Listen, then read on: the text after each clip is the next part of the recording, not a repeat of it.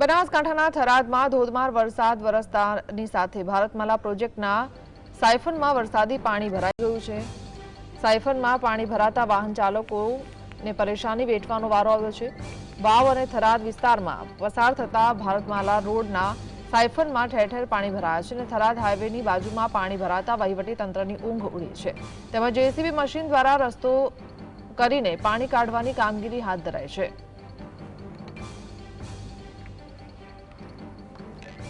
संवाददाता कल्पेश जोड़ा है। कल्पेश, शू जानकारी?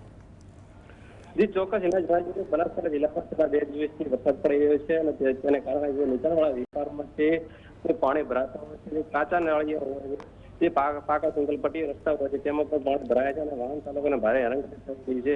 તો ખાસ કરીને થરાદ વિસ્તારમાંથી પસાર થઈ રહ્યો ભારતમાલા રોડની અંદર નીચાણવાળા જે સાયફન મૂકવામાં આવે ત્યાં પણ વધુ પાણી ભરાવાના કારણે વાહન ચાલકો હેરાન થઈ રહ્યા છે। તો થરાદ હાઈવેની વાત કરવામાં આવે તો હાઈવે ડાયવર્ઝન ત્યાં મૂકવામાં આવ્યું હતું અને ત્યાં પાણી ભરાવાના કારણે વહીવટી તંત્ર દ્વારા જેસીબી લાવી અને તોડીને પાણી કાઢવામાં આવ્યું છે।